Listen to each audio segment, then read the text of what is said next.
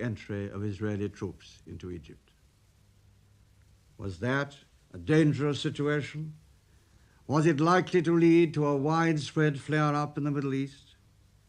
In the judgment of the government, States, when they run into financial difficulties, to find that they have to sell some of their assets. First, the Georgian silver goes. At High Point, are you beginning to miss the scent of battle? Well, I shall be in it, I think, although not on my own account, because everybody writes to me now and says, now you've got nothing to do, will you come and speak for me? So I shall be occupied during the election campaign in the marginal seats in Scotland. Can't afford speculators taking large sums out of the large cuts off the national cake, which they've done nothing to produce before. It's shared out among the people who did. As to paying for it, well, of course, provided we don't let all the North Sea gas and oil profits go to... Today, and the forecasts for the future, can you really say that you're winning that battle? Well, we've had 2 years, and in that time we've achieved a large number of our objectives, which we set out with Empower.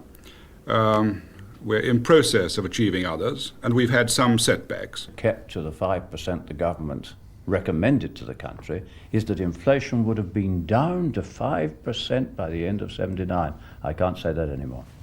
I have the same contempt for his socialist policies as the people of East Europe who have experienced it have it for theirs. He were rather the poor were poorer, provided the rich were less rich.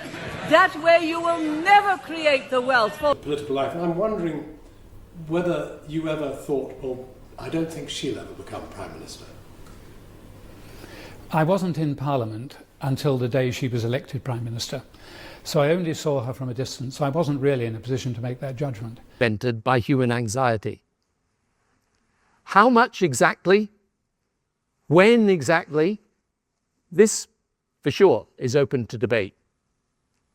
But that this is a revolution, every bit as far-reaching as the 19th century Industrial Revolution. And it was very interesting because he was trying to drink champagne and his wife was trying to prevent him drinking to keep his health. And I thought, look, you're the most famous person in the world in your 90s. Surely you must be allowed a glass of champagne if that's what you want. And we went down to meet the pop singers and we came at Amy Winehouse, the late, great and sadly dead Amy Winehouse. And she comes up to...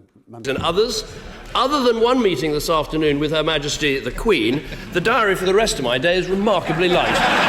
Well, let me say at the dispatch box how warmly I congratulate the Home Secretary on becoming leader of the Conservative. My first time in 21 years, so it's going to be quite a change from standing here at the dispatch box.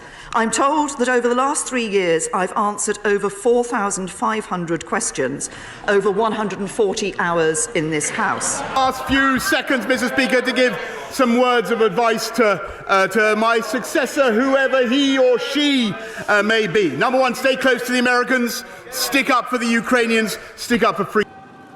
In just a short period, this government has acted urgently and decisively on the side of hard-working families and businesses. We reversed the national insurance increase. We helped millions of households with their energy bills. The appalling scenes in Gaza are unrelenting. And I know the British people are sickened by what is happening. The images of starvation and desperation are utterly horrifying.